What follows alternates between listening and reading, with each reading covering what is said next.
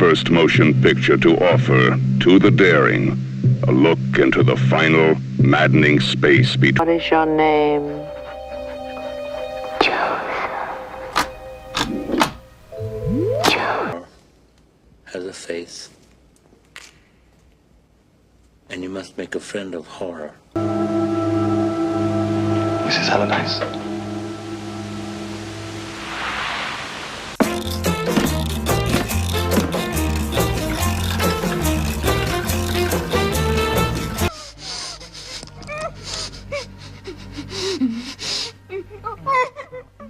See, striations.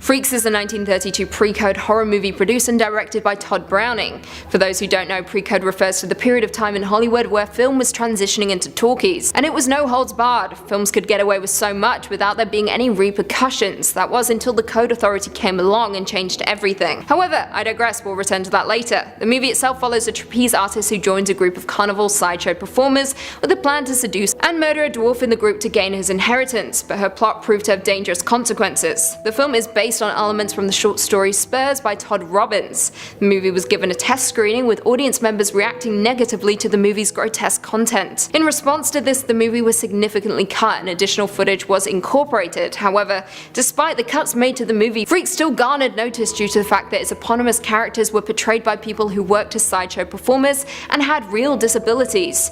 Due to this, the film was banned in the United Kingdom for over 30 years and was labelled as brutal and grotesque in Canada. Although it received critical backlash, Freaks was subject to reappraisal in the 60s and has since been shown frequently throughout the United States as a midnight movie.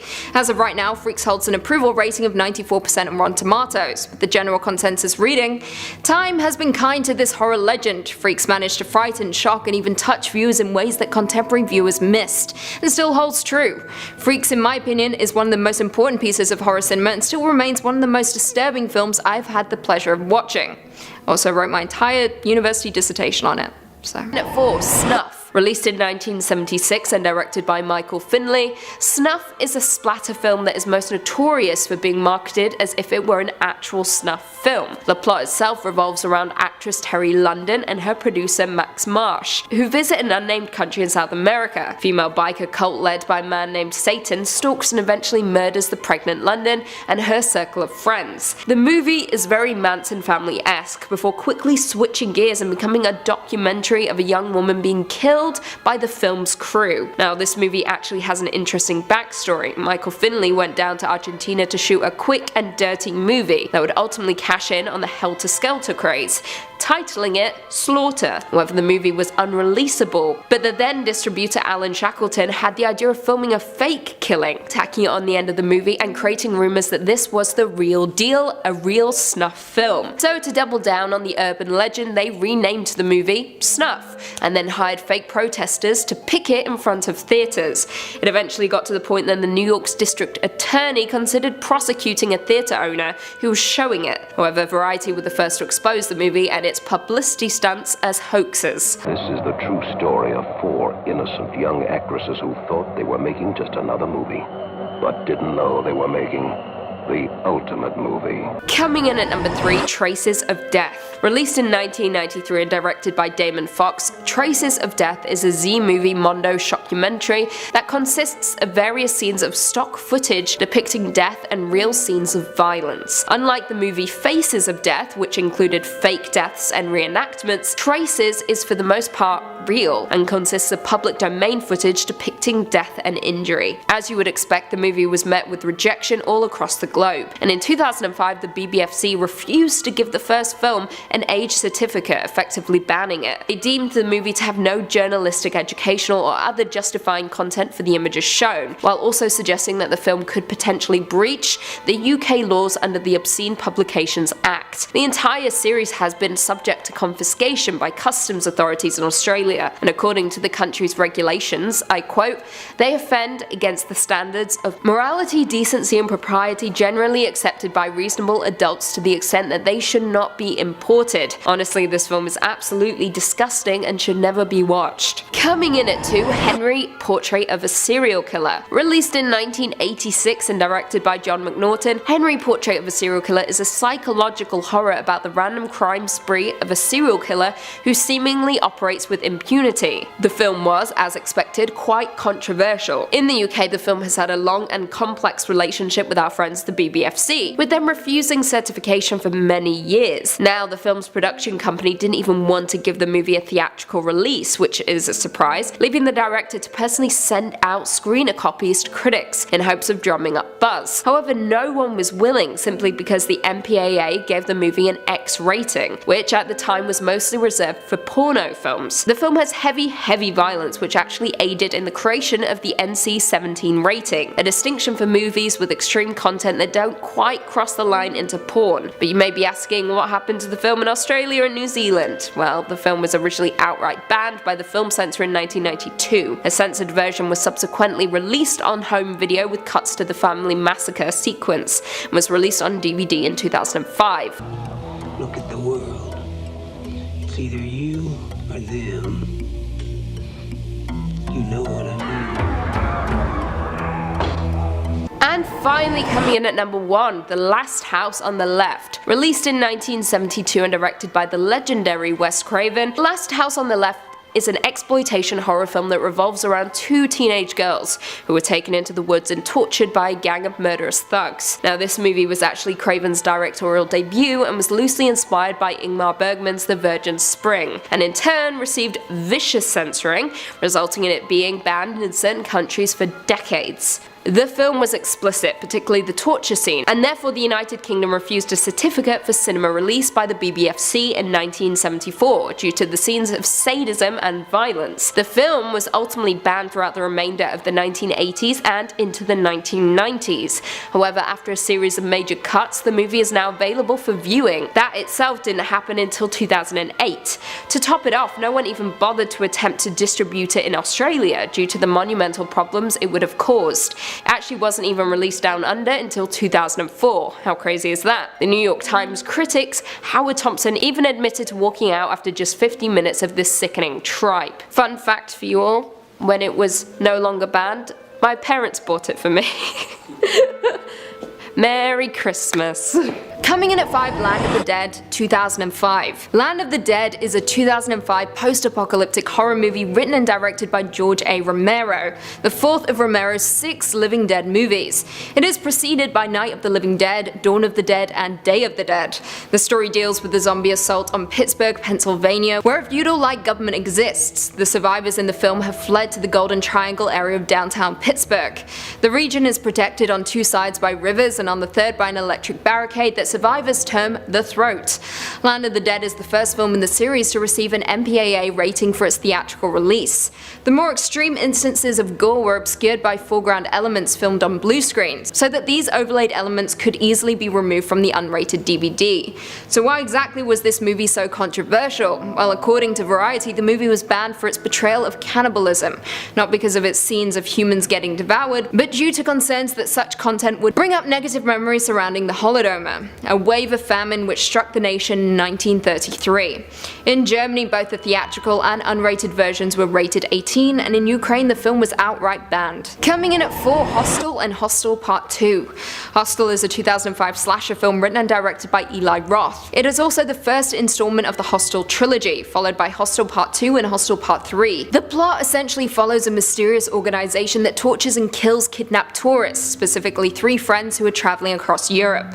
Now, as you would expect, a lot of Europeans had issue with the first Hostel movie for making the continent seem like a depraved, torturous place where Americans go to die.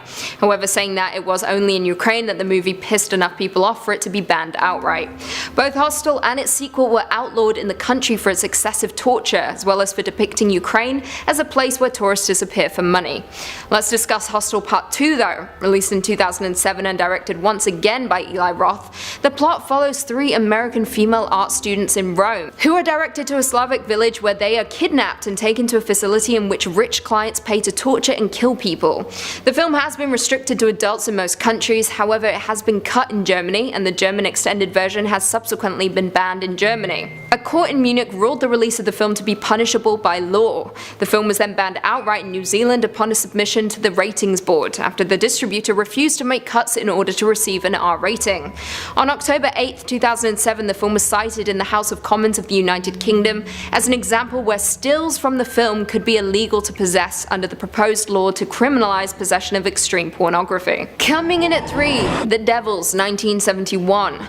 The Devils is a 1971 British historical drama horror movie directed by Ken Russell and starring Oliver Reed and Vanessa Redgrave.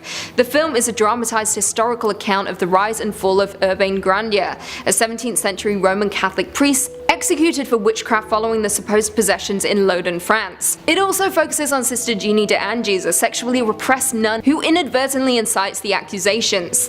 The Devils was partly adapted from the 1952 non-fiction book The Devils of Loudun by Aldous Huxley, and partly on the 1960 play The Devils by John Whiting, also based on Huxley's book. The film faced harsh criticism upon its release from the national film rating systems due to its disturbingly violent sexual and religious content, and originally received an X rating in both the United Kingdom and the United States. It was also banned in several countries and in turn heavily edited for release in others. The explicit sexual and violent content paired with its commentary on religious institutions resulted in the film suffering significant censorship. Commenting on the movie's nature, Reed stated, "We never set out to make a pretty Christian film. Charlton Heston made enough of those. The film is about twisted people." The movie has actually never received a release in its original uncut form, saying that critics dismissed the film for its explicit content, though it did go on to win the awards for Best Director at the Venice Film Festival, as well as from the US National Board of Review.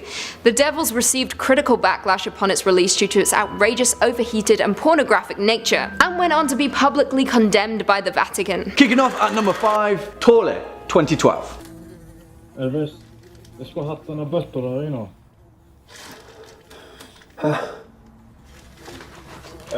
Ska ha hatten Now, some of you may pronounce this film Thale, which is fine. I mean, it's toilet, but whatever. Say what you want. Okay, let's get this out of the way first and foremost. This film is low budget, like really low budget, as in $10,000 low budget. And that may perhaps detract from a few people's enjoyment of this film, because for the most part, you can tell that this film is low budget. There's no hiding it. But to hell with that, because even with the scratchy CGI, this film is perhaps the literal definition of folklore in horror cinema, focusing on one of Scandinavia's most legendary forest creatures, the Hulda, which are essentially the same sirens and succubi of Greek and Eastern mythology, encapsulated in this case as the legendary spirits of the wild woodlands of Norway. And while this film has a particularly bold premise, the magic of it comes with how much focus there is on the smaller details of the magical and the horrifying price that comes with meddling in such an ancient power. Written and directed by Alexander Nordas in his feature film debut, Taret tells the tale of two guys, Alvis and Leo, who are down on their luck but struggle to make ends meet by running a crime scene cleanup business. And one particularly gruesome job, they discover a strange, oddly humanoid creature hidden in a basement. A girl named Torla, who despite the mystical nature of her being, has been imprisoned against her will and then subject to vile medical experiments and torture. Yeah, pretty bold premise, right? But that's what makes this film awesome. It's brave enough to essentially take what should be a found footage idea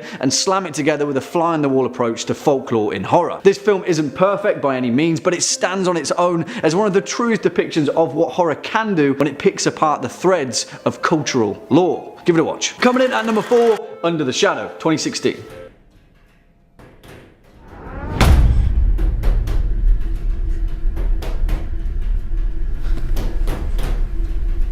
And let's preface this with the fact that this film is bleak. Really bleak, but also on the flip side to that coin, also strangely mystifying and alluring in ways that only the supernatural folklore and mythologies of the Middle East can be. And for those of you with Netflix, it's pretty much available to stream in every country, so you have no excuse to not watch this film, really. And also, whilst this film received the fickle appraisal service of a vast host of film critics, a fact that will oftentimes put some people off, it really does live up to its hype. And 2016's Under the Shadow does something with the horror genre that many films fail to do. do. It made itself historically relevant without once sacrificing any portion of its narrative to do so. It's seamless, and because of that, this film hits relentlessly hard on many different levels, carving its own place in the landscape of horror fiction, yet sitting beside films such as Jennifer Kent's The Babadook, as well as her 2018 film The Nightingale, two films that may give you a sense of the tone to Under the Shadow. Written and directed by Babak Anvari, Under the Shadow tells a tale of a mother, Shida, and her daughter, Korsa, who are caught amidst the final year of the Iran-Iraq war that ravaged throughout the late 1980s and find themselves sheltered in their apartment building in Tehran as the Iraqi army shell the city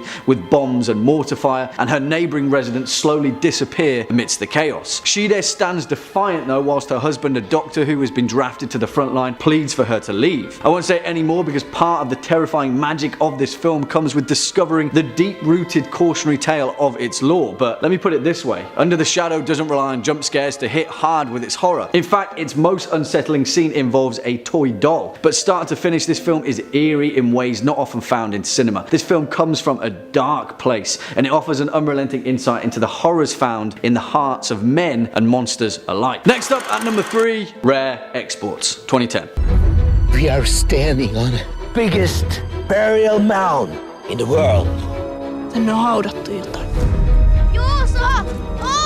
Which is perhaps a film a little bit lighter in tone, but please don't let its otherwise jolly appearance fool you, because this film has more blood, guts, and naked ice elf whites than you may first imagine. And you may be a little perturbed at the fact that what is essentially a Christmas film finds its way upon our list, but if you know anything about the true tale behind Santa Claus, you'll know that there is quite a hell of a lot to be scared of. And of course, what better place to encapsulate the dread-inducing folklore of Satan Claus himself than the weird and wonderful place known only as Finland, Mitä Helvet. But really, we have to highlight the fact that Finland is an incredibly unique place and is perhaps the only country and culture that could have ever created this film, and we're all the better off because of it. If you've never seen Rare Exports, please don't wait for Christmas to roll around, because it's worth a watch any time of the year. Written and directed by Jalmari Helander, Rare Exports: A Christmas Tale tells its story in one part English and one part Finnish language, serving as a neat little filter before descending fully into the unabashed idiosyncrasies of northern Lapland. It focuses on a British research team and a local family of reindeer herders who unassumingly release an ancient fell, a long forgotten burial mound built by the Sami people over centuries as a means to imprison a malevolent creature, a horned being that whips misbehaving children and then boils them in a cauldron one day every year. And yeah, that horrifying horned creature, of course, is Santa Claus. But listen, despite its ridiculous premise, Rare Exports lays on the folklore of Finland so seamlessly that you can't help but go along with its breakneck horror goodness as Pitari and his father try and cling to life on a day that's meant for rest and celebration. Yeah, trust me, Rare Exports is a film like no other, and it's a horror experience of pure folklore. Swinging in at number 2, The Ritual, 2017. Where's Hutch? I saw shadows! What? I don't know! Took him! Hutch! And you may sense a little bit of a theme within our final 2 entries, but what the hell, there's a lot of dread-inducing folklore to be found here, and it's probably in our best interest to highlight the hallowed, horrifying halls of Scandinavian cultural mythology in order to do so. The Ritual is an awesome film, which strangely enough kind of got torn apart by a few critics, but forget about that, because if you were fans of Neil Marshall's The Descent, then you'll 100% be a fan of this film, which is claustrophobic in all the right ways, as well as being oddly reminiscent of Dog Soldiers, just without the werewolves, and instead replaced with the many beasts and fanatical worshippers of Nordic mythology. Now, don't get me wrong, this film isn't perfect, and in many ways it takes its sweet time to get going, but once it does, it's a folklore ride that is very much worth the wait. Directed by David Bruckner and based upon the novel of the same name by Adam Neville, The Ritual tells a tale of 4 friends that met at university, Phil, Dom, Hutch, and Luke, who after following the tragic death of one of their friends decide to kickstart the grieving process by hiking through the Kungsleden, also known as the King's Trail in Sarek National Park of northern Sweden, a place that their friend had always wanted to visit before his untimely death. And come on, you know where this is going, right? It's a horror film. But what begins as an archetypal frightful foray into the dark wooded places of the world, it quickly shifts gears about halfway through, and the actual terrors that lurk within the forest are of a much more horrifying design than what we're accustomed to. The British folk revival is an exciting new look at horror, blending tales of the old with the new, and although The Ritual has been somewhat overlooked by the subgenre down to its release released direct to Netflix, it definitely deserves its place on this list. Give it a watch. You won't be disappointed. And finally, coming in at our number 1 spot, Troll Hunter, 2010.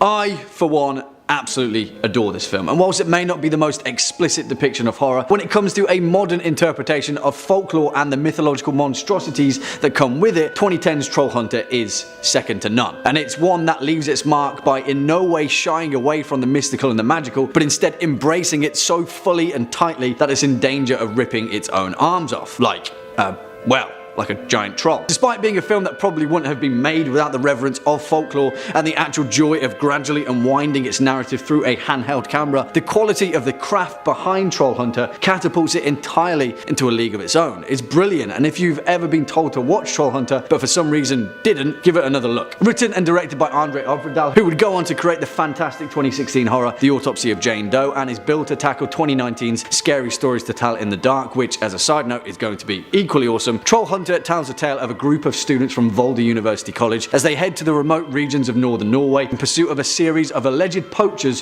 who are hunting bears illegally in the wild. Well, soon of course the students realise that it's not exactly bears that they should be searching for, but instead a colony of ravenous trolls, a race of mythical monstrosities known as the Jotun, the terrifying creatures that were allegedly defeated by Thor himself in the canon of Nordic mythology, but of course he must have missed a few. This film is so much fun that it's worth watching just for the thrill ride. Yeah, it may not be full frontal horror, and it's definitely a film that couldn't have been made in any other way than found footage, but when it comes to folklore, this film is exactly what it says on the tin. It's wholeheartedly Nordic. It exemplifies the folklore traditions of Norwegian culture by thrusting its canon into the heart of modernity, and when it comes to this list, it definitely deserves our number 1 spot. Give it a watch. Kicking off at number 5, The Hallow. As you may know, I'm a huge proponent for British horror, mainly because the only thing we've really got to do over there is look out at a grey sky through a rainy window, and well, it makes for some pretty terrifying horror cinema. No more so than in 2016's The Hallow, written and directed by Corin Hardy, the man recently responsible for The Nun. Also, if you're a fan of Game of Thrones, then this film stars both Joseph Maul, aka Benjen Stark, and Michael McElhatton, aka the brilliantly morose Roose Bolton. Great stuff.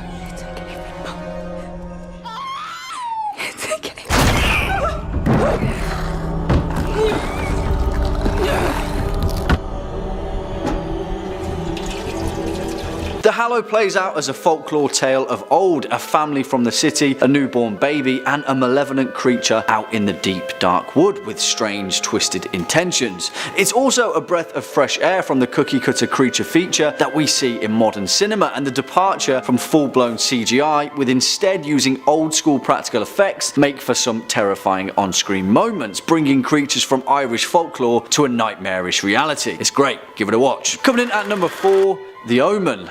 Geez, this film. Admittedly, as I get older, the impact of The Omen becomes less and less, but there's no denying that Damian Thorne, aka the Antichrist himself, is one of the most demonically fear-inducing kids to have ever stepped on screen, and the first time you see his twisty little smile is something that you'll never forget.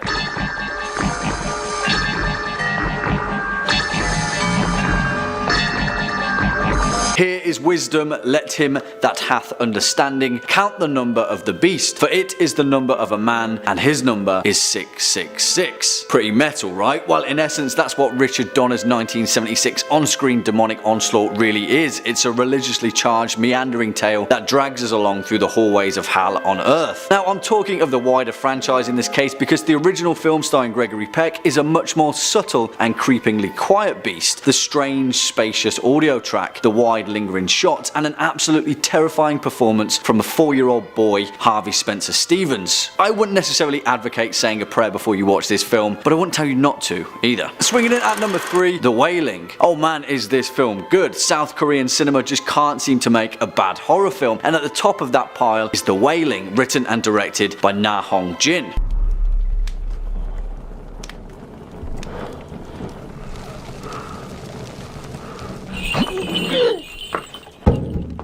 In essence, this film is about spiritual belief and the inner conflict of the soul. It weaves differing, competing threads of spiritualism throughout, shamanism, ritualistic sacrifice, and even Christianity. Boiled down further, good and evil, angels and demons, which one ends up on top? Well, if you watch the film, you'll find an answer of your own. What you will find though is an occult masterpiece into the weird world of Korean folklore. This film does a pretty stand-up job at keeping you on edge throughout its lengthy 2.5-hour runtime, feeding you tiny scraps of narrative right up until the very end. Also, we haven't even talked about the murder, demon, zombies, or the exorcism, or the cave scene. Yeah, I really don't want to ruin this film for you if you haven't seen it, but take it from me, it's worth the nightmares. Coming in next at number 2, The Babaddu.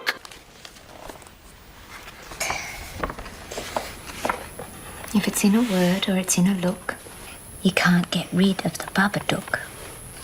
Are you terrified of creepy shadow monsters that lurk behind your wardrobe door? Then please sit down in a dark room and watch The Babaddu, a 2014 Australian psychological creature feature from Jennifer Kent. I say creature feature in the loosest sense because, guys, seriously, what the hell is The Babaddu? I still don't know, and it's got me pretty shook. That, in essence, is the success of this film though, the fear of the unknown, the strange, otherworldly sense that you get as a child trying to fall asleep in a bleak, unfamiliar house. It blends the supernatural with the surreal, with a pinch of native Australian folklore to boot. Plus, also, if you're a fan of the kid fighting back against the monster, then you'll be thrilled at 6-year-old Samuel, played by Noah Wiseman, who absolutely steals the show. I appreciate that people have tried to find further meaning in this film's plot, its ending in particular, and while I think that there are wider cinematic elements that tie this film's plot together, without all of that, it's just a gut-wrenching, knees-weak, palms-sweaty kind of horror movie. You know, the best kind. It's a suspenseful, slightly off story about confronting the darkness that lies within. And finally, at our number 1 spot, The Witch. You know what? I get it if you don't like this film. I understand the criticism that it received, but let me tell you, you're wrong, because this film is possibly the most unnervingly, unexplainably, brilliantly strange piece of horror cinema of recent times. It ticks every box on my list, and I'll tell you why.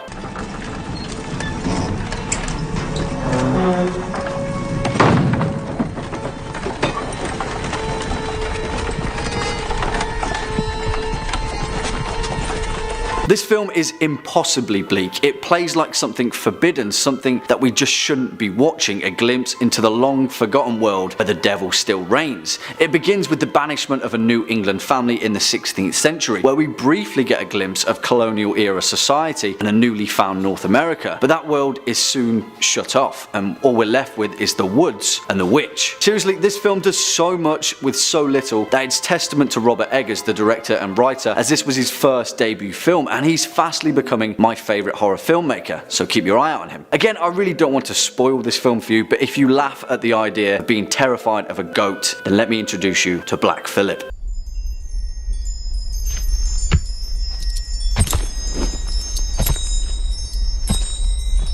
Remove thy shift. In at 5, The Innkeepers, 2011.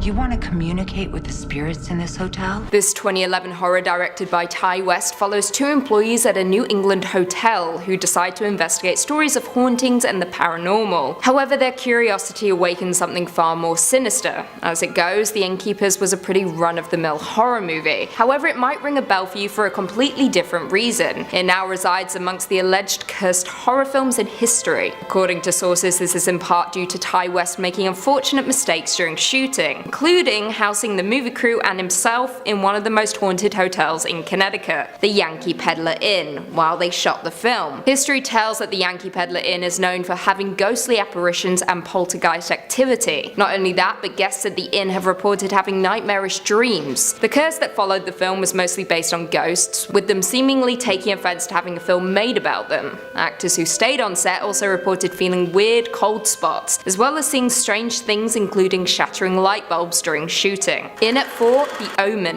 1976. Damian, it's all for you. 20th Century Fox. presents a film of psychological suspense. Released back in 1976, this horror directed by Richard Donner follows American diplomat Robert as he adopts Damian following the death of his unborn child. A series of sinister events unfold and Robert quickly comes to the conclusion that he may have adopted the Antichrist. To begin, the film was released on June 6, 1976, aka 666. Right off the bat, the film was daring the devil to get involved, with the first incident occurring when the special effects designer for the film was involved in a car accident, which left his assistant dead. Leading on from that, after actor Gregory Peck signed on to the film, his own son committed suicide. Peck would also go on to experience more upsetting and disturbing phenomenons when a bolt of lightning struck his plane as it was crossing the Atlantic, and a second bolt of lightning striking producer Mace Newfield's plane, with the latter setting the engine ablaze and almost resulting in it crashing. Animal attacks also occurred on set, with multiple actors and trainers receiving injuries. And guys, it doesn't end there. A group of people heading to set got into a car accident and Richard Donner's hotel was bombed by the IRA during filming. So what do you guys think? Was Satan behind these unexplainable incidents? In at 3, The Exorcist, 1973. There are no experts. You probably know as much about possession as most priests. Look, your daughter doesn't say she's a demon, she says she's the devil himself. It's not hard to believe that one of the most terrifying and controversial supernatural horror movies in history would suffer some bizarre occurrences during production. Released back in 1973 and directed by William Friedkin, The Exorcist follows a young girl, Reagan, as she becomes possessed by a demon after playing with a Ouija board. To begin, the screening of The Exorcist kicked off by having a 16th century church across the street from the theatre get struck by lightning. Not only that, but during production of the film, the set caught on fire in the room that was supposed to be the family's home. Reagan's room was unexplainably untouched. This resulted in the shoot being delayed, but when they returned, the tragedies continued. Around 8 different deaths are connected with the film, including actors Valisky Malioros and Jack McGowan, who died shortly after post-production, which baffled many as both their characters also died in the film. Many injuries also occurred, even one involving Ellen Burstyn, who plays the mother of Reagan. Burstyn was seriously injured during one scene that actually made it into the film. At one point, Burstyn gets thrown back into the wall. However, her harness broke, resulting in her colliding at full speed, and the blood-curdling scream you hear is actually real. Linda Blair, who played Reagan, also suffered when she was thrown off the bed by an unseen force. And finally, the voice of the demonic entity we see in the film, Mercedes McCambridge, was the tragic victim of a domestic violence killing shortly after the film was released. Coming in at number 2, Poltergeist, 1982. I've never sensed anything like it.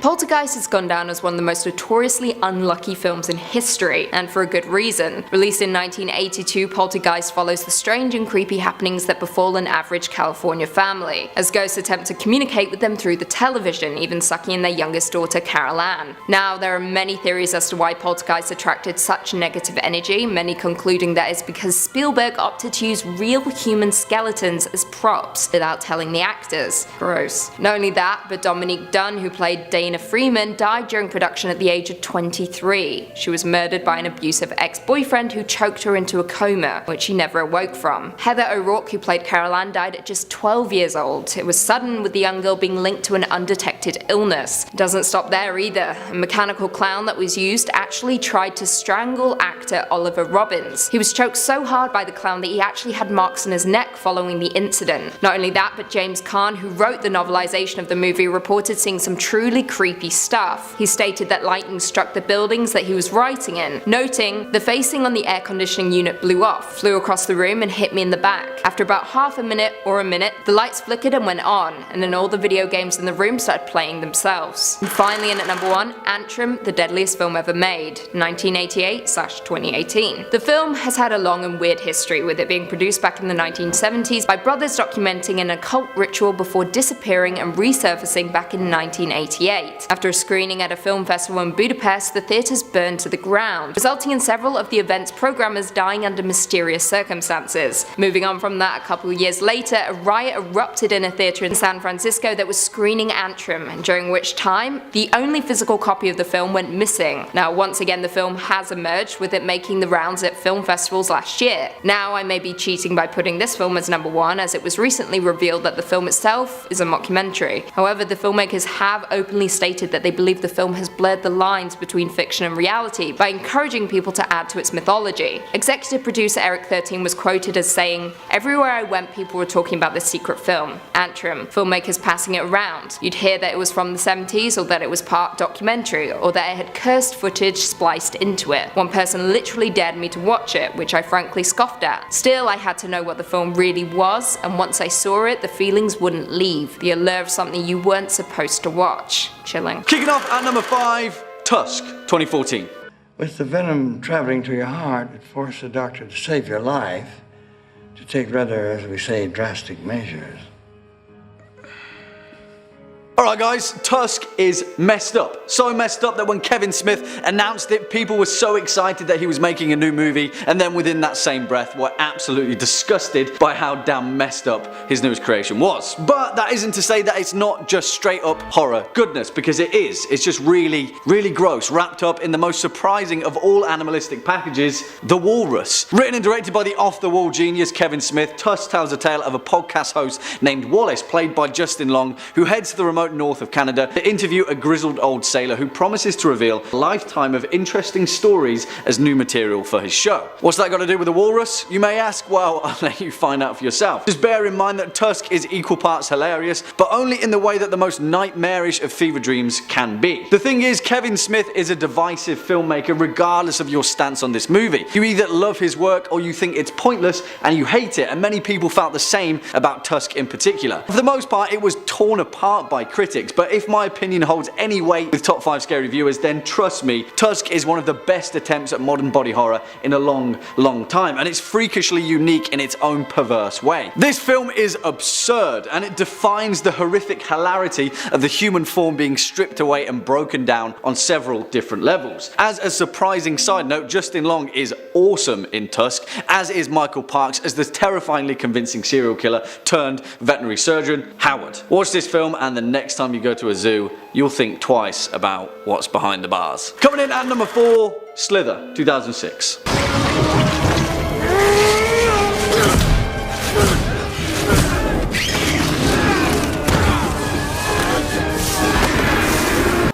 Slither, an underappreciated precious gem of a movie and a worthy entry into the halls of horror fandom. If you're expecting scares from this particular film, please don't hold your breath, but if you're in the mood for some of the grossest physical effects in the genre, as well as some of the most genuinely hilarious moments in horror comedy, then this one is for you. Written and directed by James Gunn in his first ever directorial debut, Slither was written by a horror fan for horror fans, and it's a throwback to pretty much every B-movie ever made, all wrapped up neatly in the most disgusting of horror concepts, a malevolent alien parasite that injects its larva into a town full of humans. That's a great start for any body horror, right? Slither tells the tale of the small town of Wheelsy, South Carolina, that becomes the host of a sentient alien parasite that crash lands in the surrounding wilderness and subsequently infects the local man about town, Grant, played by the absolutely incredible and equal parts hilarious Michael Rooker. Of course, that's just the beginning, because what ensues is a writhing descent into the desecration of the human body in the most disgusting way possible, as people become wrapped up in the alien parasite's insatiable hunger for breeding with human flesh. And I do mean that literally. Following its release in 2006, this film was a complete flop at the box office, but hey, body horror is an acquired taste, right? Just like alien larva. Ugh, gross. Next up at number 3, From Beyond, 1986.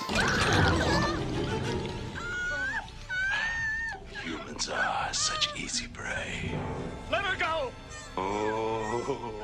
And you may be expecting the legendary Reanimator to fill this space instead of From Beyond, and in many ways, rightfully so, as Stuart Gordon's incredible interpretation of the works of Howard Phillips Lovecraft is one of the finest splatterhouse movies ever made. But as far as disgusting, twisted body horror goes, his next foray into the perverse side of science fiction and cosmic horror is the better demonstration of the two. From Beyond is a gross film, there is no doubt in it, and it's in its portrayal of science gone wrong where we're treated to some of the most insanely eye-opening physical effects. In fact, what starts as a film similar in tone to Reanimator, with some low-budget humour and deadpan delivery from the awesome Jeffrey Combs, quickly turns into a stomach-churning thrill ride of over-exaggerated gore and the gut-wrenching physical realisation of some of the more insaner Lovecraftian narrative concepts. Written and directed by Stuart Gordon alongside his production squad of Dennis Powley and Brian Yuzna, From Beyond is based upon the short story of the same name by H.P. Lovecraft, and yet it takes a few more twists and turns into its descent into the darker side of human consciousness. films. It tells the tale of two scientists, Pretorius and Tillinghast, who've developed a machine known as the Resonator that simulates the human pineal gland in the search to find other dimensional planes. Well, of course, as we all know, when you go meddling with the many layers of cosmic horror, of course it's filled to the brim with terrifying fleshy creatures and writhing tentacle-ridden monstrosities. Yeah, if you want body horror, From Beyond has it in spades from start to finish, and it's both great and gross the whole while through. Swinging in next at number 2, Altered States, 1980.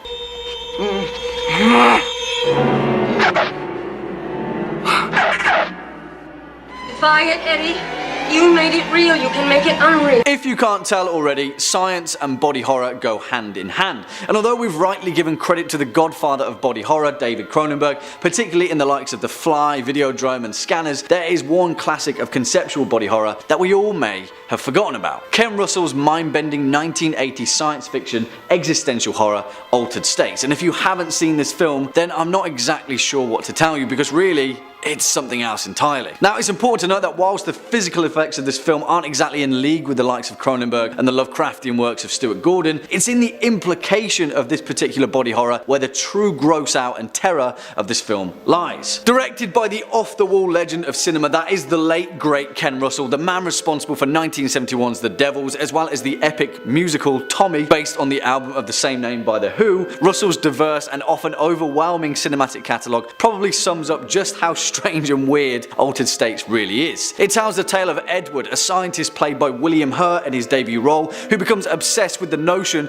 of other states of consciousness, and so he descends into an addiction of sensory deprivation tanks and hallucinogenic drugs in the pursuit of reaching them. But of course, this is a horror film, and that particular cautionary tale of curiosity killing cats comes with a price. This film is insane. It's everything mashed up into one, and it will make you think twice whether we really are just meat sacks being piloted by our own brains. And finally, coming in at our number 1 spot, Teto The Iron Man, 1989. Because we just have to end with a bang, and there is no other film that could have quite lived up to just exactly how bat crazy Teto The Iron Man really is. There are a few rules to body horror, I suppose, that keeps it in line with the narrative intention without just ending up like a torture porn flick akin to The Human Centipede or others of its ilk. But in its own equally unique way, Tetsuo takes a look at those rules and throws them off the top of a damn building. Where do I even begin with this film? I know that I say that quite a lot, but really it's never been more appropriate. Imagine if David Lynch took Eraserhead and then made it watch The Fly and then buzzed it up with some German experimental cinema and then released the whole thing in Japan. And then you'll kind of get an idea just how insanely messed up this movie really is. But in a strange way, it's also awesome. I mean, the reason you're even watching this list is because body horror can gross you out in all of the best ways, and Tetsuo the Iron Man will gross you out with every single frame. I almost can't even explain the plot without fear of somehow giving you guys the wrong impression. Written and directed by Shinya Tsukamoto, Tetsuo is a cyberpunk horror film that tells a tale of a man obsessed with metal and the lengths that he'll go to fulfill his twisted desires. Kind of. Yeah. Honestly guys, as far as body horror goes, this is the tippity top of the machine man metal pile. I don't even know what else to say, just watch it and be prepared, I guess, please. Number 5. I said listen to me. I think everyone's dead.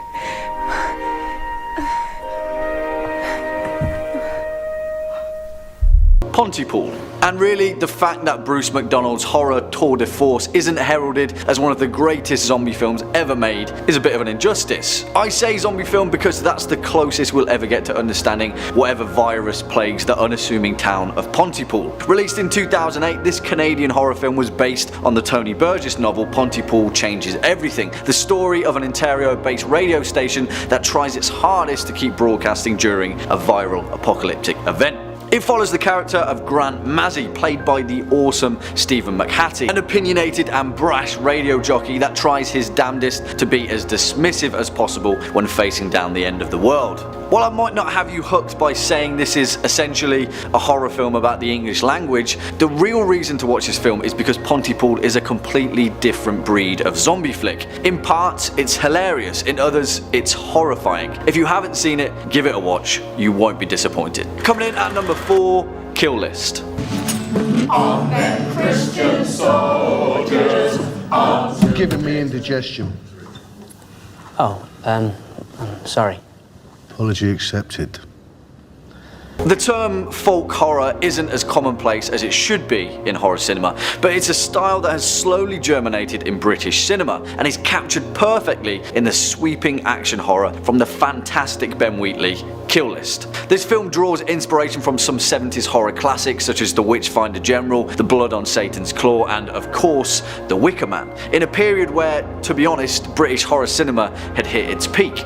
Now, I'll admit that this film isn't for everyone. It's intentionally ambiguous and visually misleading, but if the idea of deranged cults flocking about in huge country manors makes your skin crawl, then you'll find true fear in this film. Really, because it delivers that in spades. Kill List features the show-stealing Neil Maskell, a disgustingly underrated actor who plays an ex-soldier turned contract killer trying to make enough money to support his family in one final job. I don't want to spoil anything because Kill List really does keep you guessing all the way to the end, but the way it takes you there is what makes this film so damn thrilling. Give it a watch. Next up at number 3, the Poughkeepsie Tapes. When people think of serial killers, they think of 4 or 5 people, you know, Ted Bundy, Dahmer, Gacy, etc. But what most people don't realize is how many more there are. An interesting film, to say the least. Now, I'm not the biggest fan of found footage horror, and to be honest, I'm not even the biggest fan of gore for the sake of gore and shock horror cinema. However, there is one exception, and I also think that this film gets unjustly labelled as torture porn because it's fundamentally not. It's a documentary about a serial killer and a twisted insight into the mind of a fictional mass murderer, captured over 800 neatly organised videotapes dubbed the Poughkeepsie Tapes. Written and directed by John Eric Dowdle, this film was pretty much shelved by MGM and never actually made it to mass distribution, which is the reason why it went underneath most people's radar. And it's kind of been a thorn in the side of horror cinema for quite a while, receiving scathing reviews from critics. For fans of horror cinema though, the Poughkeepsie Tapes is worth a watch, simply because it's so fresh in its concept and it's a form that we rarely get to see done correctly in the genre. Also, it's really, really messed up. Swinging in at number 2, Eden Lake. I'm not looking at a face page, I'm looking at a tip. She's looking at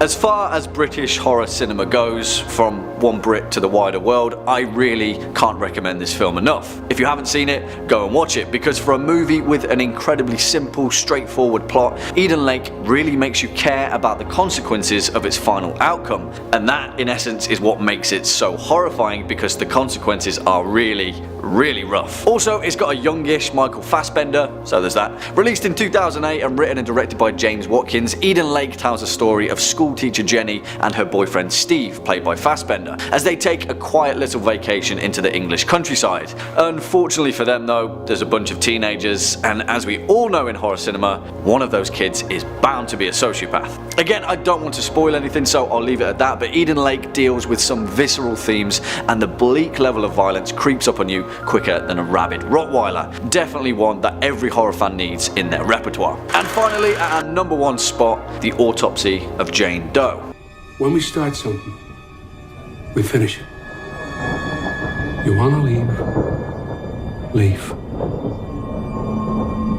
Going into this film, I had zero expectations, and considering it was pretty much a direct-to-Netflix feature, I was completely blown away by how damn good of a horror flick it is. I know I say this time and time again, but the difference between a well-made, well-handled, slow, supernatural horror compared to that of a gore fest patched together with some cheap tricks and CGI is massively important to the horror genre as a whole. Well, director Andrew Overdahl definitely delivered on that benchmark, stating that he wanted to prove he could do more than found footage style horror after his critical success with Troll Hunter, which, if you haven't seen that either, see it, it's awesome. 2 for 1. The Autopsy of Jane Doe is the story of a mysterious corpse and the slow unravelling of the causes of her death by father-son mortician duo Austin and Tommy Tilden, played by Emile Hirsch and the awesome Brian Cox respectively. This film also handles the paranormal in a very responsible manner. We're never expected to believe anything that isn't already alluded to in the film's plot. In essence, this is a very, very smart film. It's claustrophobic in all the right ways, it's disturbing and elegant, and it's a modern diamond in the rough for the genre, honestly. Give it a watch. Kicking off at number 5, Terrified, 2017. Usted puede elegir a no estar aquí.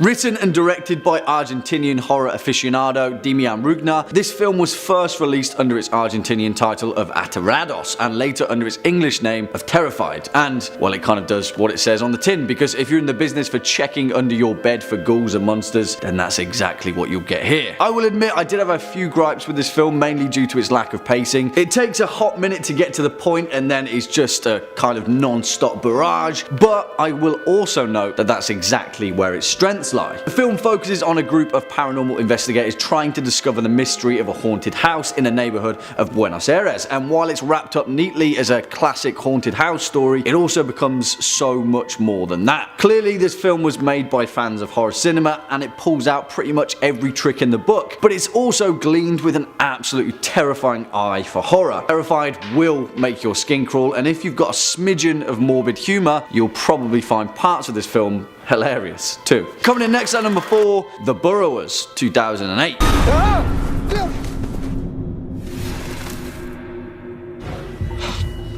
Why would they bury her alive?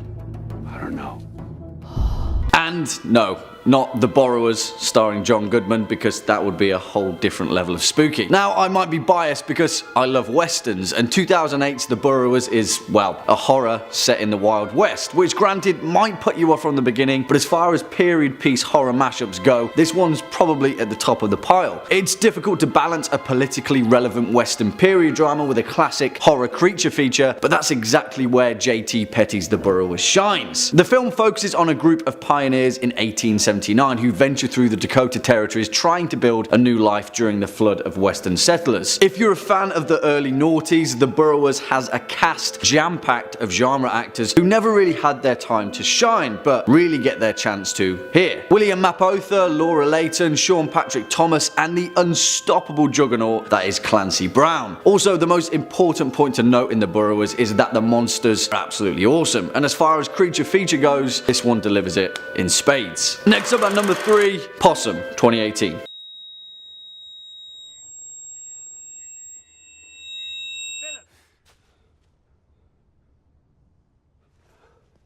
And now we're really talking. My word, this film is creepy. Now, let's segue things, because as a Brit, I've got to make a note that we do bleak, atmospheric isolation really, really well in cinema. It's our thing, you know? It's always raining, the sky is grey most of the time, and it has historically reflected so in film. Well, Possum is exactly that. And if you're not in the game of feeling deeply unsettled, I'd avoid this film, because I warn you, it's going to stick with you. Also, it was written and directed by the trailblazing Matthew Holness, who also made one of the greatest and weirdest British comedies ever, Garth Marenghi's Dark Place. Possum covers some tough themes, which bleed throughout the plot in a kind of atmospheric oppression. It stars Sean Harris, a fantastic British actor who plays the part of Philip, a disgraced children's puppeteer trying to piece his life back together while also confronting the demons of his past. And also, if you have a fear of the uncanny, puppets, mannequins, whatever, Possum will make you feel very, very scared. I don't want to ruin anything, but it has one of the most unsettling scenes I've seen in quite a while. You'll know it when you see it. Give it a watch. Swinging in at number 2,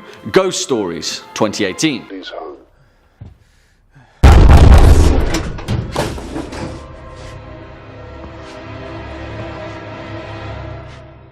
Now, I know for certain that if you guys haven't yet seen 2018's Ghost Stories, then you will absolutely love it. Who would have guessed that one of the smartest horror movies of 2018 would have Martin Freeman in a supporting role? Eh? Not me. But yet, here we have it, written and directed by the awesome British duo Andy Nyman and Jeremy Dyson. Ghost Stories is based on the duo's 2010 stage play of the same name. It follows the story of Philip Goodman, played by Nyman, a famous television professor renowned for debunking psychics and paranormal events. What plays out are 3 separate ghost stories intended to make a believer out of Goodman, and that's just the beginning. It's kind of reminiscent of The Twilight Zone and Tales from the Crypt, and if you're a fan of anthology horror, then you'll definitely be a fan of Ghost Stories. Although the intelligence of this film relies on its ability to wrap the whole thing up, and it more than delivers so in its final act. The most important thing to note about Ghost Stories is that it's fun. It's an entertaining film, and it never lets up with the creepy, crawling sense of British horror dread. Its cast is stacked stacked Martin Freeman, Paul Whitehouse, and Alex Lawther of Black Mirror fame. Yeah, maybe I'm overstamping the British horror vibe, but this film deserves to be up there with the best of the best. And finally, our number one spot, The Endless, 2018.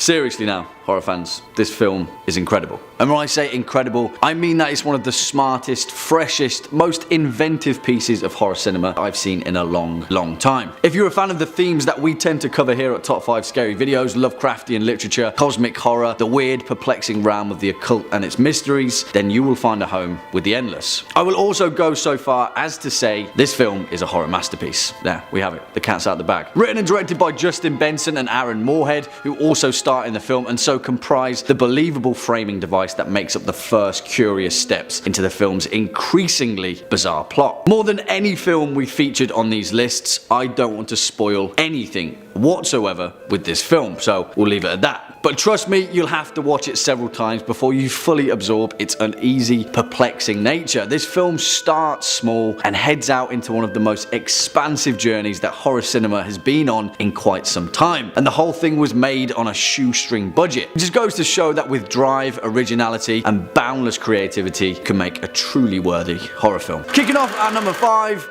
Willow Creek, 2013. Crazy. Pets and people go missing all the time.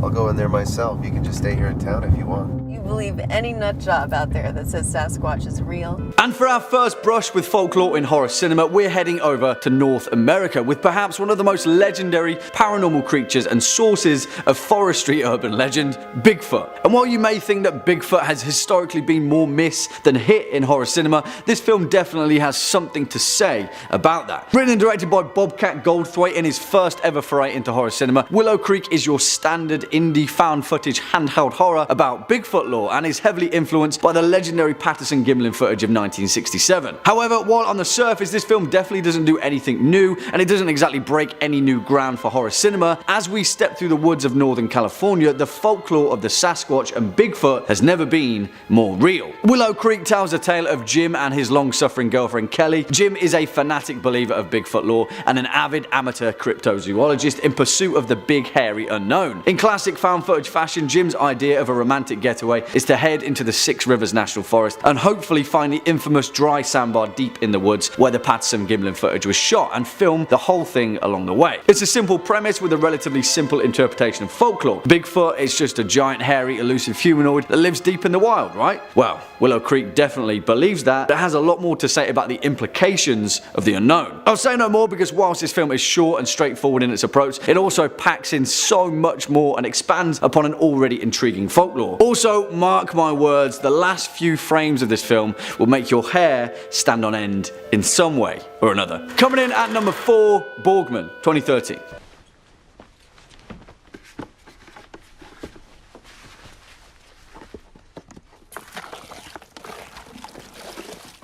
And for our next entry, we'll be heading over to the mysteries and dark fantasies of Germanic folklore. And whilst this film isn't exactly the most clear-cut interpretation of a fairy tale, its mechanics are a much more modern description of an age-old fear. 2013's Borgman isn't exactly the clearest or most obvious of horror films. In fact, in many ways, it's a film that relies on the psychology of fear to land its punches, but it's in the surrealism of this horror movie where things really get interesting. Written and directed by Dutch filmmaker Alex van Wormedam, Borgman paints the intriguing picture of a mysterious homeless man that goes by many names throughout the film, but in all reality, he is none other than an Alp, the nightmare demon of Germanic folklore. In the oral traditions of Central European society, the old High German creature, the Alp, was likened to an often malevolent nature god or demon similar to that of a faun that would later be morphed into the elves of Celtic and Scandinavian lore. In Borgman, this simple formula gets a much more modern retelling as the mysterious homeless man, otherwise known as Anton, gets chased out of his underground home deep in the wilderness by a priest and 2 armed men, where he seeks refuge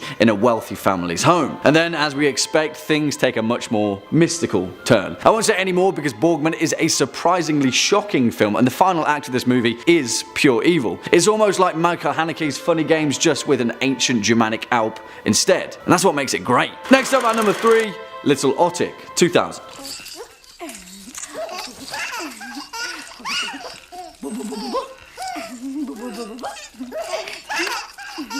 And where the hell do I even begin with this film? I know I say that a lot, but perhaps the most fitting example of that phrase is this film. Way back in the day when I was taking film class at college, we were studying European surrealism, and this film just so happened to rock up one day on my watch list, and still to this day, I think back at how utterly messed up it is. But don't get me wrong, this film isn't messed up in the sense of, say, a Serbian film. This film is messed up because it's just so strangely weird, bizarre, not quite like anything you've ever seen or will see. It's not even a horror film. In fact, it's pretty damn hilarious in places, but trust me, Little Otik is a horror experience. Written and directed by the legendary surrealist Jan Svankmajer, Little Otik is a Czech film based upon the Otisanic fairy tale from 19th century Czechoslovakia. And what's that, you may ask?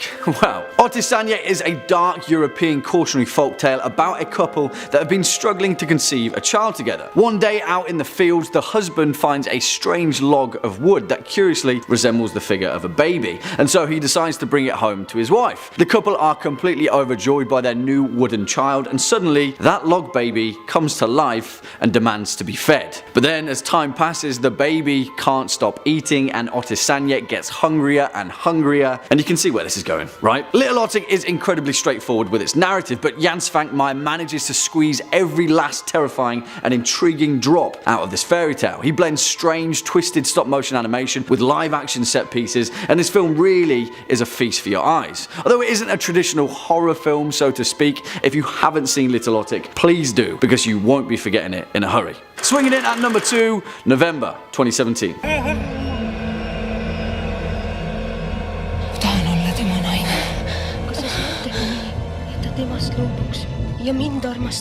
This film is beautiful and sick and twisted and brilliant and everything you could ever want from a horror fantasy based on folklore, because it's a hodgepodge of all of those things woven beautifully in those same surreal dark tones of Northern Europe. This film shot way under the radar, and admittedly it may be a little too art house for some people, but forget about that, because visually speaking, from a horror perspective, this film is worth so much. There's nothing like it. It's exciting and it's brilliant, and films like this, as well as Robert Eggers' The Witch, are important entries into both folklore and horror cinema. Written and directed by Reina Sarnet, November is an Estonian dark fantasy horror based upon the novel Rehepap Ek November by Andrus Kirivak, which is essentially a modern grim fairy tale about the price of young love and the dangers that come with it. Aren't they all, eh? Set in a small 19th century village in Estonia that is unwittingly besieged by every magical creature in the forest, spirits, wood elves, trolls, gnolls, and even the devil himself, the folklore elements of November are juxtaposed by a very real historical reality. You see, the town is also besieged by the Black Death, the Plague, and the church are trying their utmost to save some souls. Behind that though is the backdrop of a young love triangle trying their best to circumvent each other's heart's desires in the classic cautionary fashion that we all expect. I don't say this lightly, but this film is Shakespearean. There's so much calamity going on that it's almost like a horror depiction of A Midsummer Night's Dream, and it lends itself perfectly to the ingenuity of Baltic folklore and literature. Despite that though, November also crams in all the dirt, grime, and the very physical gore of pain and existence out in the rural mire of 19th century Europe, and that alone makes it worth a watch. This film is brilliant. Give it a watch. And finally, coming in at our number 1 spot, Sauna, 2008.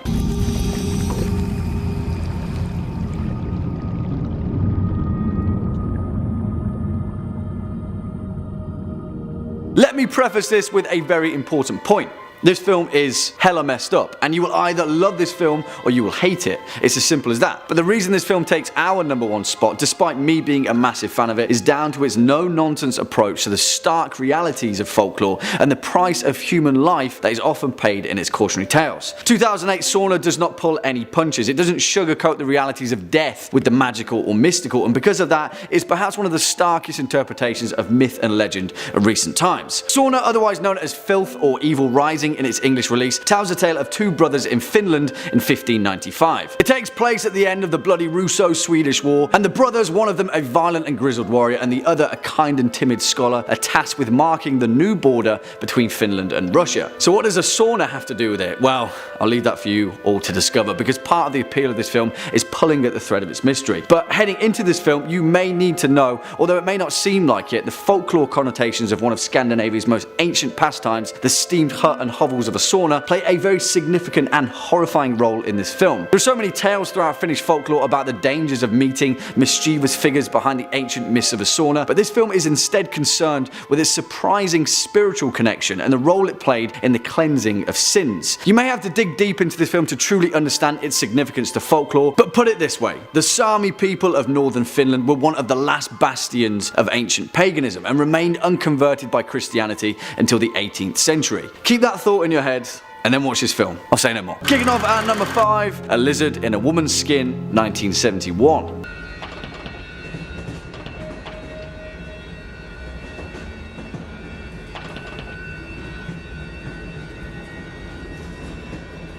For those of you that don't know, giallo cinema was a very specific style of Italian horror, particularly tied to the mid to late 1960s, which often employed murder mystery tropes with dramatic suspense building, peaked with bursts of slasher violence and fantasy eroticism. It's not for everyone, but it had a massive impact on later American slasher horror, and perhaps one of the most intriguing examples of giallo cinema is 1971's A Lizard in a Woman's Skin, directed and written by Lucio Fulci. Well, as chance would have it, legendary special effects artist Carlo Rambaldi was actually tied to this film before his work on Steven Spielberg's E.T., and his eye for visual nasties was so convincing that it actually landed the director in an Italian criminal court. During the events of the film, the lead character Carol finds herself wrapped up in an LSD-fueled crime story involving murderous dreams and mind-bending altercations, and at one point finds herself confronted with 4 vivisected dogs, their chests open and their hearts still beating. The physical effects were so convincing that the courts charged Lucio Fulci with animal cruelty, and the director faced a 2-year prison sentence. In the end, Carlo Rambaldi had to present the animatronic creations in front of a court where the charges were eventually dropped. Now that's a close call. Coming in at number 4, Guinea Pig, Flowers of Flesh and Blood, 1985.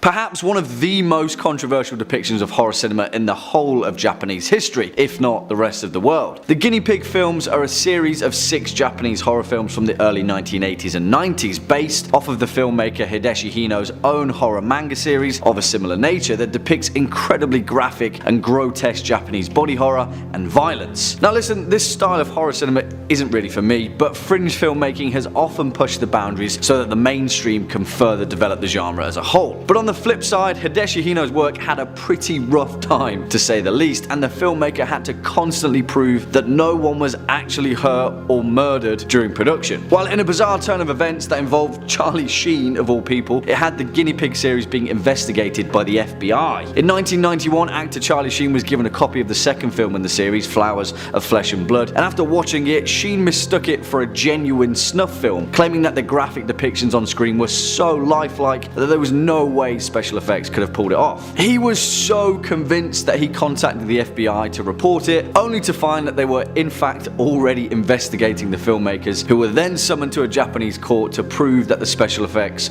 were fake. Must have been all of that tiger blood. Swinging in at number 3, August Underground, 2001.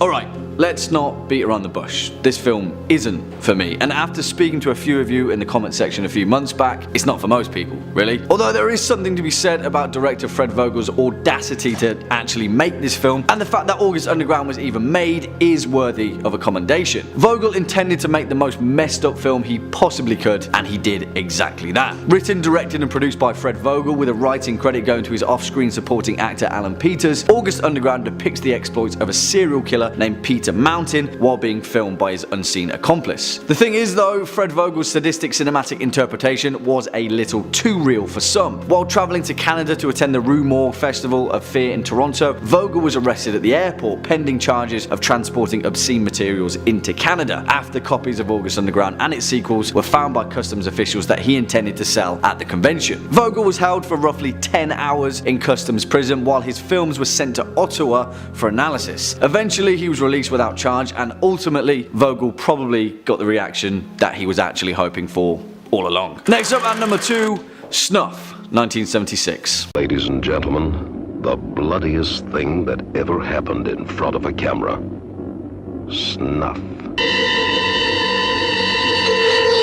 And much like August Underground, the creators of Snuff actually made this film with the intention of convincing people that it was real, in what proved to be one of the most calamitous and opportunistic turns of events in horror history. In 1971, notorious grindhouse husband and wife duo Michael and Roberta Finley had made a low-budget exploitation film known as Slaughter, filmed in Argentina on a budget of $30,000. And, well, obviously it was terrible and suffered a string of limited releases until it was picked up by Alan Shackleton, an independent low-budget film distributor, where he kept it in his archive for 4 years. Until 1976, when the urban legend of snuff cinema was at its highest peak and Shackleton figured he could cash in. He later retitled it Snuff, as well as refilming the entire ending, this time depicting what appeared to be a real murder after the filmmakers had supposedly finished rolling. The audience saw the crew members brutally murder the film's lead actress before cutting to black and removing the film's credits. To add insult, it was also marketed with the tagline, "The film that could only be made in South America, where life is cheap." And well, it worked. The public genuinely believed that it was a snuff movie and contained video evidence of a murder. So much so that Shackleton and crew were investigated by the District Attorney of New York, who wasn't appeased until he actually saw the lead actress alive and well. Obviously she was alive, but still, I'd consider that a pretty close call. Kicking off at number 5, Horror Express, 1972.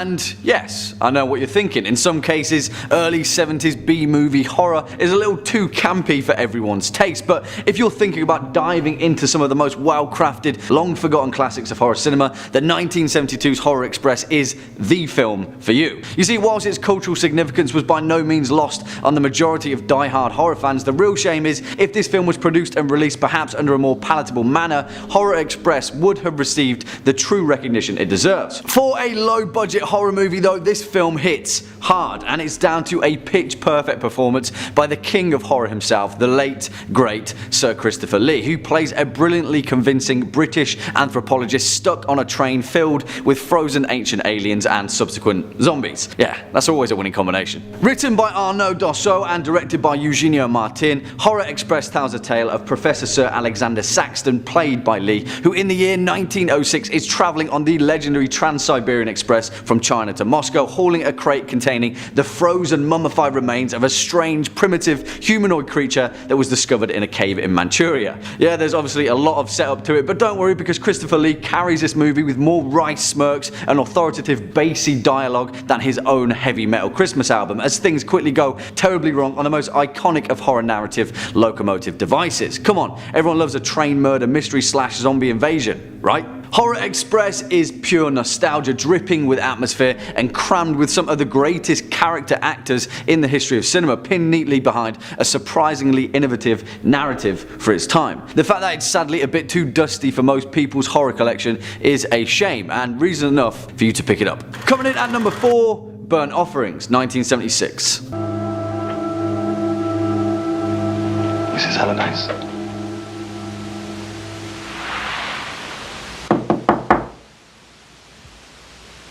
And whilst we're on the topic of mysteries, we may as well throw this one onto the campfire, because this particular Burnt Offering, whilst not being anything new or ever groundbreaking in the field of horror cinema, is just a straight up good old fashioned horror movie with perhaps one of the most disturbing endings of many movies of its ilk. And by ilk, I mean haunted house horror, because that's exactly what this film is, and rips many pages out of the likes of 1963's The Haunting. That is probably one of the main reasons as to why this film got so slaughtered by critics, giving it the terrible reputation that it never quite recovered from. Why?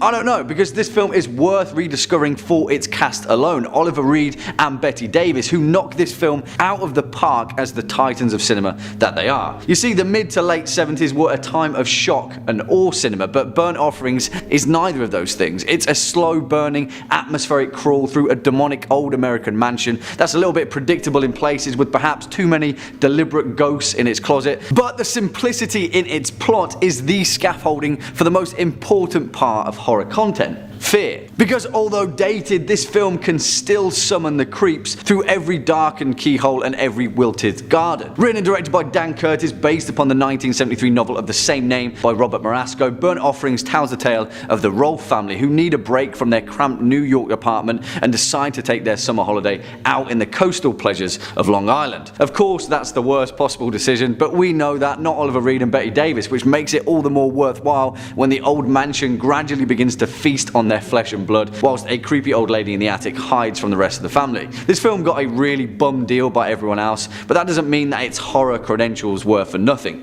Give it a watch. Next up at number 3, Stir of Echoes, 1999.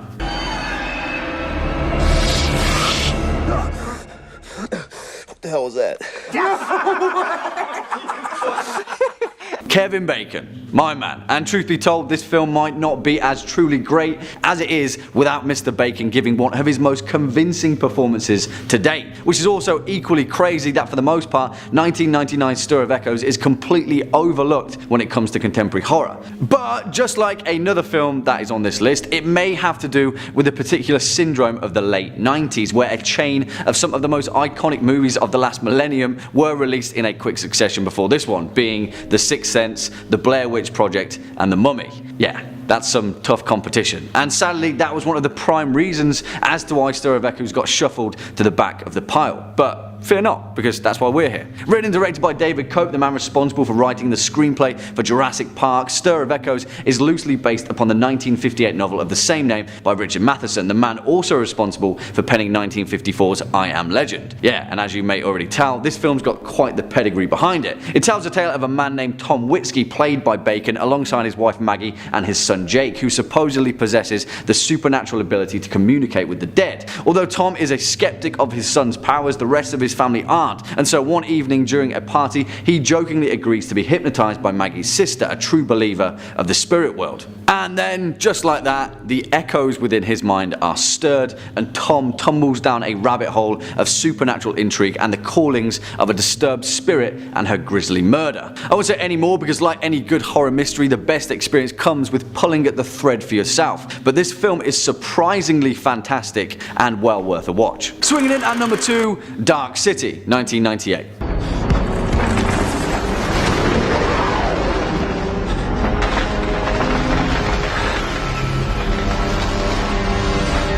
And I'm in the mood to change things up a bit for this one, because for the most part, this entry isn't a horror movie in the traditional sense, and in some ways it isn't a horror movie at all. But I do believe that from a purely visual perspective, 1998's Dark City is a fantastically terrifying mishmash of all things that you Top 5 Scary viewers enjoy. Now, that's also not to say that this film doesn't hit the mark when it comes to narrative, because holy moly does this movie cover some weighty themes, and I won't say anything to give it away other than the fact that this film was perhaps a cultural precursor to The Matrix. Written and directed by Alex Proyas, the man responsible for the fantastic 1994 dark thriller The Crow, starring Brandon Lee, Dark City is a film of such unfortunate timing that it's no wonder that it was forgotten to the sands of time. And for the most part, it's down to one film. Titanic, released a few months prior, that pretty much washed out any other movie's chance at the box office, particularly a neo-noir stylized gothic science fiction mystery. Yeah, Titanic wasn't the only cause of ships sinking in the late 90s, but that's fine because hindsight is our friend, and now we can truly pay our dues to how damn awesome Dark City truly is. And you'll also be pleased to know that this film is absolutely stacked when it comes to its cast. Kiefer Sutherland, Rufus Sewell, Jennifer Connelly, Richard O'Brien, William Hurt, and Ian Richardson, all of which give resounding performances throughout. I really don't want to give away any of the plot points, because the true joy of this film comes with discovering things as the Dark City slowly reveals them, but trust me, this film is awesome. If you were a fan of The Crow or anything that directors like Terry Gilliam have ever produced, then you'll adore Dark City. Give it a watch. And finally, coming in at our number 1 spot, Next of Kin, 1982.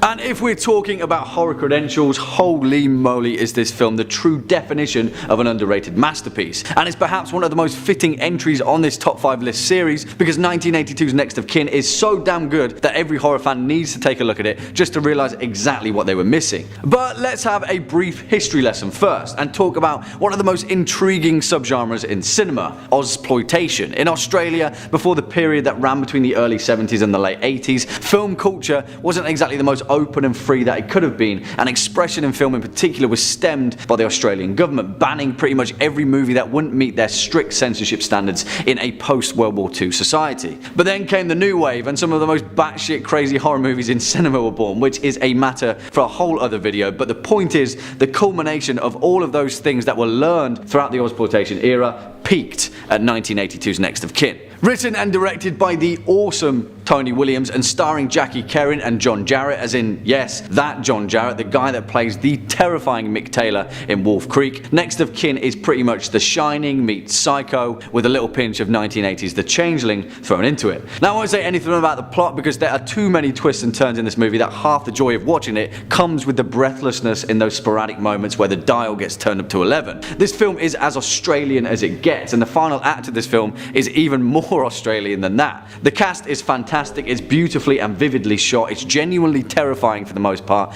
and it is one of the most entertaining horror movies ever to come out of Australia. It's a shame that it's often widely forgotten, but give it a watch, you won't be disappointed. Kicking off at number 5, The Hole in the Ground, 2019. Yes. Have you been going anywhere else? No. Like the forest, maybe? Yeah, perhaps one of the most intriguing indie films of the year so far, and who better to pick it up and distribute it than A24, the studio that consistently seems to be knocking it out of the park when it comes to originality in horror, who undoubtedly know a creepy tale when they see one. Written and directed by Lee Cronin in his debut feature film, The Hole in the Ground is a film that covers many themes, mainly being the stress of parenthood and the many trials and tribulations that come with raising a child on your own, but more importantly, it's sprinkled heavily with an incredibly vivid and key aspect of Irish folklore, which is that of the Changeling and the old Irish legend of the sinkhole often found out in the woods, a symbol of something far more sinister than what it first may seem. Now, although that's probably quite a bit of plot revelation, it's also obviously the name of the film, and we can't really talk about its relation to folklore without touching on the significance of what it actually entails, but trust me, that's all I'll say about the plot. But also, don't worry about that, because start to finish, this film expertly manages to pack in so much substance into its 90-minute runtime, and there's a bucket load of slow, creepy paranoia and deeply unsettling tones of the wilderness to chew upon. There is a lot to be found in this film, and surprisingly so, that's what makes it highly enjoyable. Part and parcel of The Hole in the Ground is trying to juggle exactly what's going on, as we gradually attempt to unwind the many layers and myths of Irish folklore and their significance to the modern era. Yeah, as far as Irish folklore goes, this one sits right beside some of the best. Coming in at number 4, Elementary, 2017.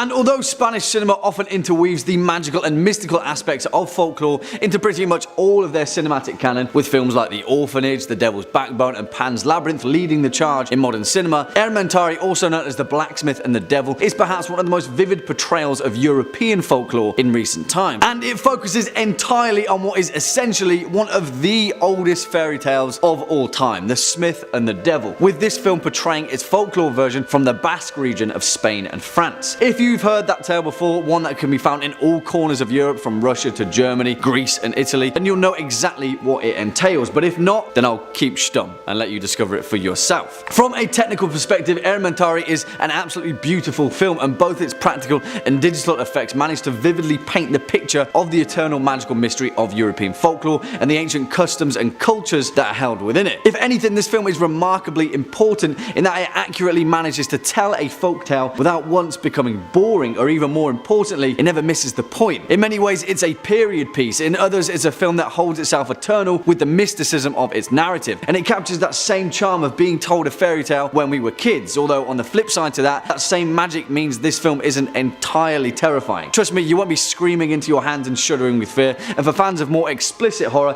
Tari may miss the mark in several ways, but please don't let that put you off, because for fans of folklore and the cautionary tales of European culture, this film is one of a kind, and there should be more like it. Also, it's on Netflix, so give it a watch. Next up at number 3, Wakewood, 2009.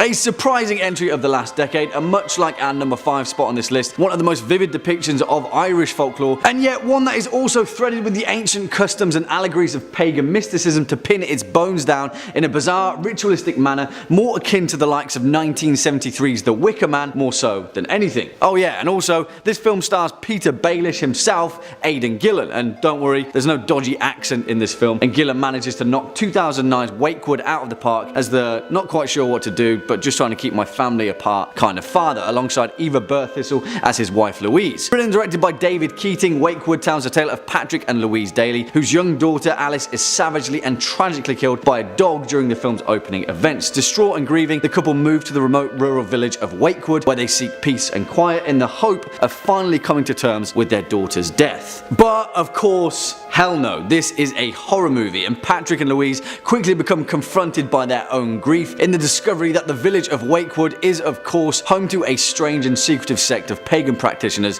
and the couple very swiftly understand the meaning of being very careful in what you wish for. I'll say no more about the film's plot, but trust me, for a film produced by the legends of horror, Hammer, who traditionally speaking are notorious for not exactly having the most substantial of narratives, but recently their studio revival has been knocking it out of the park, and because of that, there is a boatload of depth to be found in this film. 2009's Wakewood is tough to handle, and although it's low budget, it's pretty telling on some occasions. For the most part, the themes that it covers, folklore or otherwise, are particularly hard hitting. Yeah, give this one a watch. Swinging in at number 2, Witchfinder General, 1968.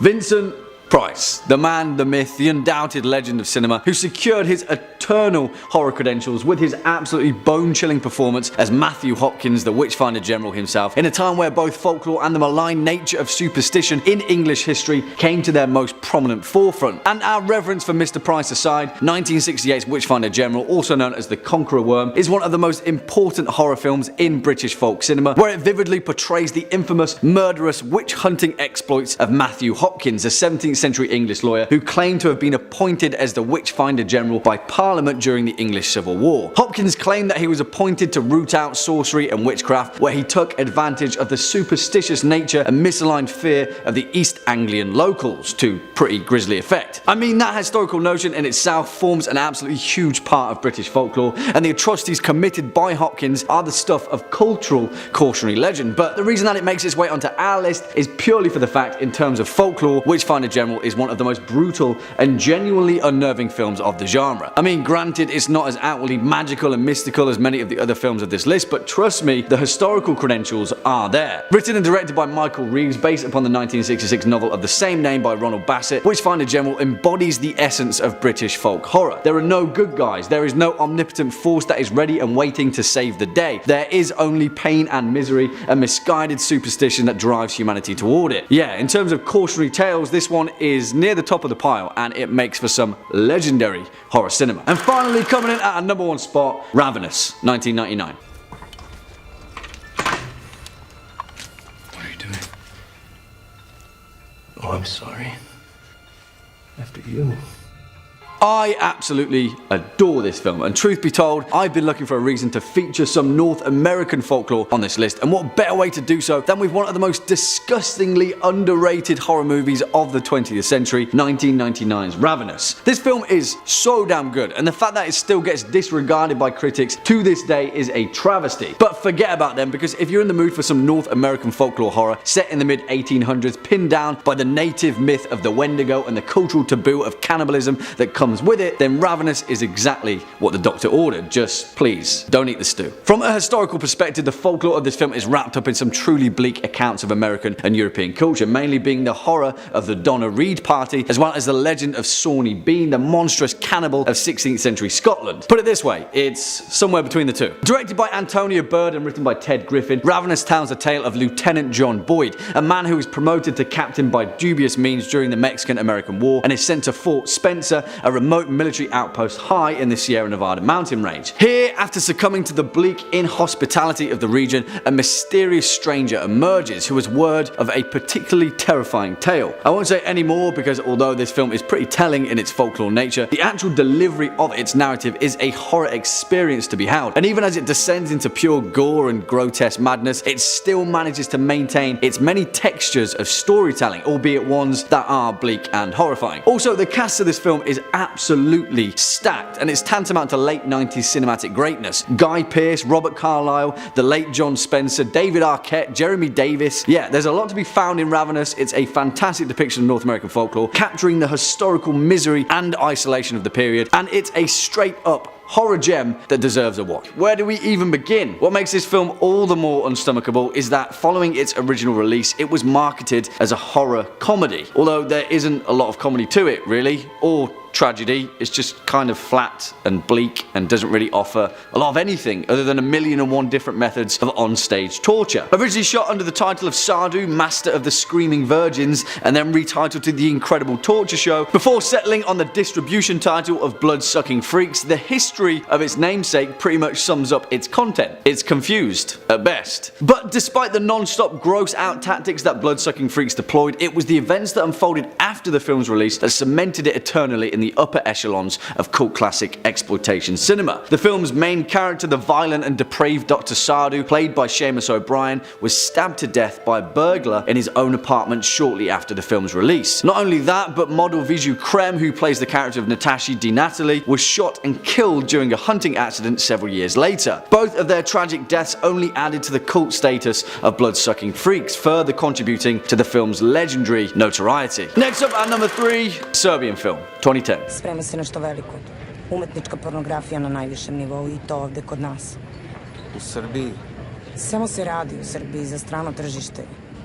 Oh boy. I'm not gonna lie guys, I tried to keep this film far away from this list, but eventually it's clear there's no denying this fact. 2010's A Serbian Film is one of the most widely controversial movies ever made. And rightly so, because if you've seen a Serbian film, you know that seeing it once is one time too many. The thought of watching this film again actually makes me slightly anxious, and if that's not too real, I'm not entirely sure what is. The film itself was investigated in Serbia for crimes against sexual minors and crimes related to the protection of minors, bagging the film's writers and directors several court appearances, all of which were later unfounded. Now, don't get me wrong, I kind of wanted to give this film the benefit of the doubt after hearing that it had much more allegorical themes to it than first met the eye. But all of that pretty much goes out of the window after the second act, and any artistic merit that this film had just slowly crumbles in front of your eyes in an even more depressing turn of events. The closing few moments of this film are some of the most mentally scarring scenes I have ever witnessed in cinema. Straight up, brutally honest. And that's alongside several other scenes that already give this film the notoriety it's gathered. You might think that you want to watch a Serbian film. Trust me, you don't. Save yourself the trauma. Swinging in at number 2, Salò, or the 120 Days of Sodom, 1975. Creature incatenate, destinate al nostro piacere. Spero non vi siate illusi di trovare qui la ridicola libertà concessa dal mondo esterno. Okay, the flip reverse of a Serbian film, and something that very much manages to successfully garner artistic credit. But also, I don't say this lightly, it's still messed up. Really, really messed up. As director John Waters said, Salò is a beautiful film. It uses obscenity in an intelligent way, and it's about the pornography of power, which is pretty spot on, really. Written by Sergio Citti and directed by Pier Paolo Pasolini, Salò is loosely based on the book The 120 Days of Sodom by the Marquis de Sade. Yet this time, it's set during World War II in the fascist Italian Republic of Salò, focusing on 4 wealthy, corrupt Italian politicians corporations that kidnap 18 teenagers and subject them to months of physical, sexual and mental torture. It was the public reception of this film where things became far too real though, being immediately banned in several countries following an investigation of graphic scenes of abuse against actors thought to be younger than 18 years of age. After its first underground screening in England at the Old Compton Street Cinema Club in Soho, London in 1977, the premises were actually raided by the Metropolitan Police after a bootleg copy of the film had been seized. Stories like this were pretty much commonplace up until the early 90s, and in many ways Salò is perhaps one of the most controversial movies ever made. The weird fact that it's actually really good is exactly what Pasolini intended. I hope. Yeah. And finally, coming in at number 1 spot, Faces of Death, 1978. And there aren't really many clips I could possibly show of 1978's Faces of Death without getting this particular top 5 scary video flagged on all parts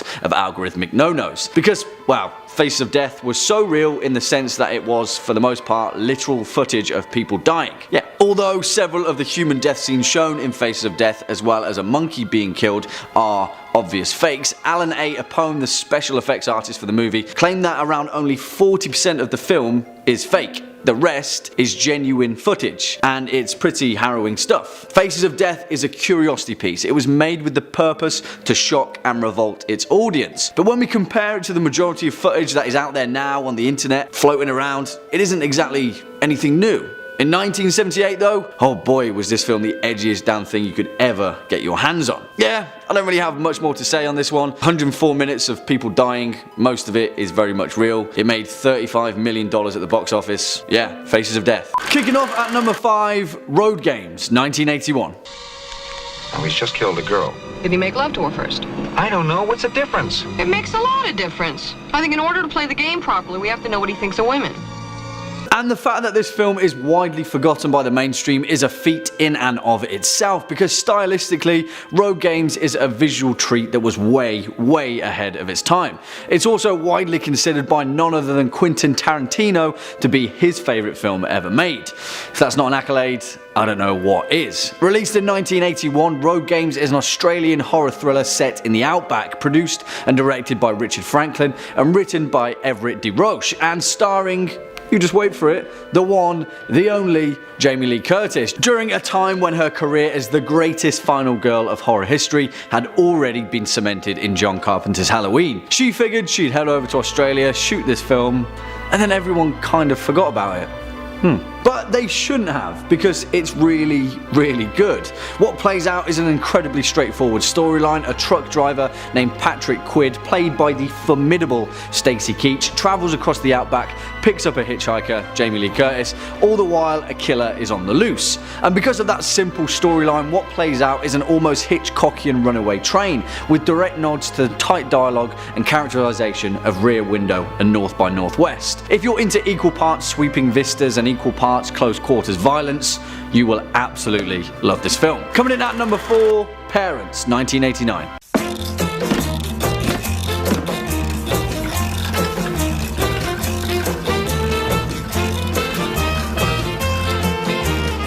Alright, you'll either love this film or you'll hate it, because the very DNA of this film is divisive in nature, and it's a questionable subjective approach to confront what is essentially psychological child abuse with what is also essentially a throwback horror comedy. But for me, it works, and 1989's Parents is a gem of over-amplified yet endearing horror. Directed by Bob Balaban and written by Christopher Hawthorne, Parents tells the story of a 10-year-old kid named Michael and his parents Nick and Lily, who've just moved from Massachusetts to a new neighborhood in 1954 suburbia. Also, turns out that his parents are cannibals and they're in the habit of killing people, chopping them up and serving it to the poor kid, unbeknownst to him, in his spaghetti bolognese.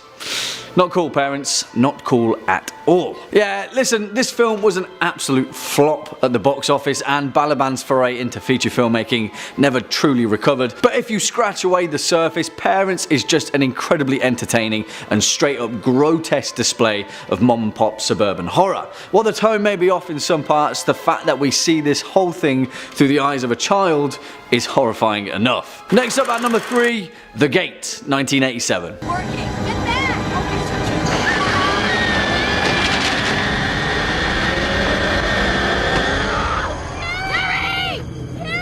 And for many people throughout the 90s, this was the film that would randomly pop up late at night on a rerun horror channel, unsuspectingly to scare the living daylight out of us kids. For a kid, 1987's The Gate is actually a terrifying movie, but watching it later in life, it's such an entertaining horror flick that it's hard to pass it by. And also, given that this film was given a meager $2.5 million budget for what was essentially intended to be a blockbuster feature, it's incredible what was stylistically achieved. Written by Michael Nankin and directed by Tibor Takacs, The Gate is essentially the Goonies for lovers of Lovecraftian fiction. The plot follows a kid called Glenn who, alongside his buddies, discover a portal to a nightmarish domain of evil gods right in his backyard.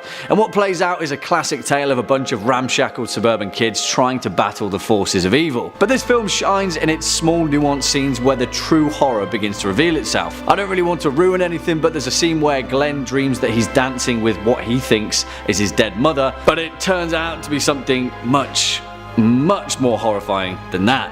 Give this one a watch, you'll have fun either way. Swinging in at number 2, Opera, 1987.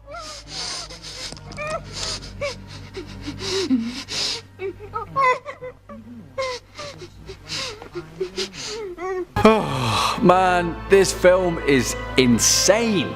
We briefly spoke about Italian giallo horror a week or so ago, and 1987's Opera is perhaps one of the best modern demonstrations of this strange and alluring style of horror cinema. Also known as Terror at the Opera, this film was written and directed by Italian cinematic legend Dario Argento, the man also responsible for the fantastic 1977 supernatural thriller Suspiria. And Opera follows the story of a woman named Betty, the unwitting star of an avant-garde production of Verdi's Macbeth, who is stalked by a mysterious and exceedingly violent killer. It's a fantastic, horrific mystery, and stylistically is a frantic joy to watch. The thing is though, director Dario Argento refused to budge when the studio tried to cut the last 11 minutes of this film, and because of that, Opera was never released theatrically, only being made available in the US as a VHS release. I think perhaps if it was released fully to theatres, then this film would have cemented its place amongst the greats of horror cinema.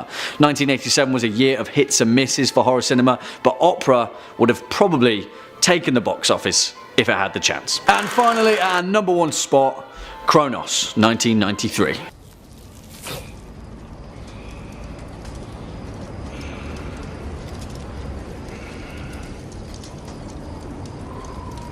And damn it, I just love this film, and for those of you that don't know, Kronos is the first feature film ever made by the main man himself, Guillermo del Toro, although widely it never truly received the recognition that it deserved. Released in 1993 and written and directed by Guillermo del Toro, Kronos tells the story of Jesus Gris, a religious antiques dealer who miraculously comes into possession of an ancient mechanical scarab-like device that inadvertently dishes out the power of eternal life. But by eternal life, what we really mean is vampirism. It's interesting though, because like with most of Del Toro's work, this isn't exactly a film about vampires, yet relies on his painfully original blend of mythology and religious iconography to deliver an authentic tale of fantasy and suspense rooted in atmospheric horror. Again, like with most of his work, Kronos could easily be lifted straight from the folklore of South America and Europe, none of which is based in oversaturated gore, but instead delivered as the dark horror and violence of humanity's brush with the magical and the mystic. As Del Toro painfully continues to remind us, there is a price to pay for the curious, and Kronos is great if you're curious, so just give it a watch.